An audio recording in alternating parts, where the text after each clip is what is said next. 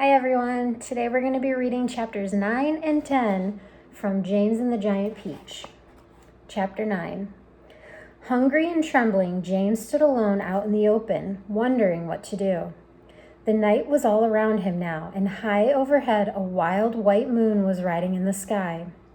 There was not a sound, not a movement anywhere. Most people, and especially small children, are often quite scared of being out of doors alone in the moonlight.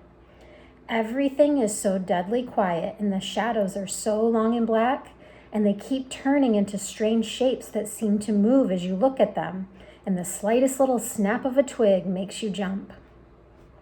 James felt exactly like that now.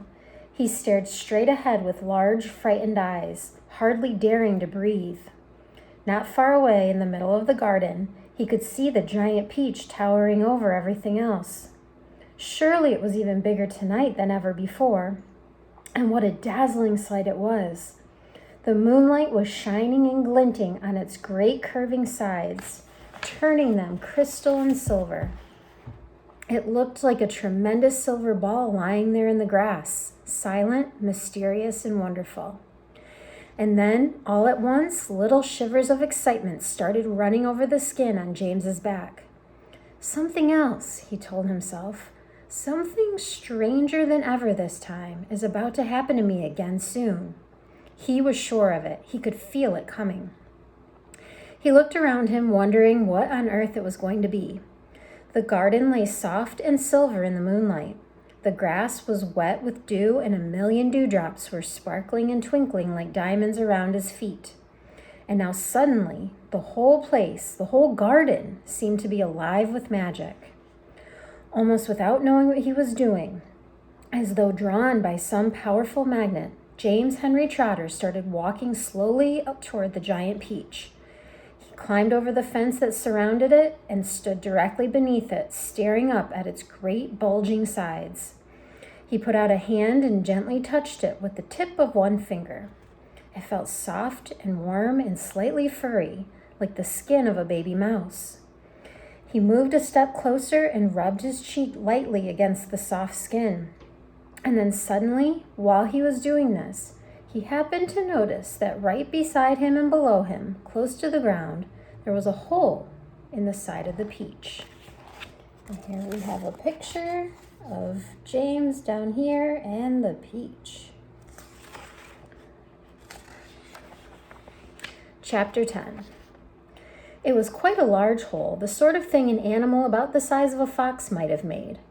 James knelt down in front of it and poked his head and shoulders inside. He crawled in. He kept on crawling. This isn't just a hole, he thought excitedly. It's a tunnel. The tunnel was damp and murky, and all around him there was the curious bittersweet smell of fresh peach. The floor was soggy underneath his knees, the walls were wet and sticky, and peach juice was dripping from the ceiling. James opened his mouth and caught some of it in his tongue. It tasted delicious. He was crawling uphill now, as though the tunnel were leading straight toward the very center of the gigantic fruit. Every few seconds he paused and took a bite out of the wall. The peach flesh was sweet and juicy and marvelously refreshing. He crawled on for several more yards, and then suddenly, bang! The top of his head bumped into something extremely hard, blocking his way. He glanced up. In front of him, there was a solid wall that at first seemed as though it were made of wood. He touched it with his fingers. It certainly felt like wood, except it was very jagged and full of deep grooves. "Good heavens," he said. "I know what this is. I've come to the stone in the middle of the peach." Then he noticed that there was a small door cut into the face of the peach stone. He gave it a push. It swung open. He crawled through it, and before he had time to glance up to see where he was, he heard a voice saying, "Look who's here," and another one that said, "We've been waiting for you."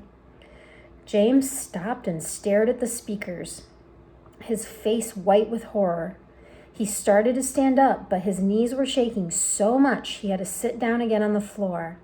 He glanced behind him, thinking that he could bolt into the tunnel the way he had come, but the doorway had disappeared. Now there was only a solid brown wall behind him. And that is the end of chapter 10.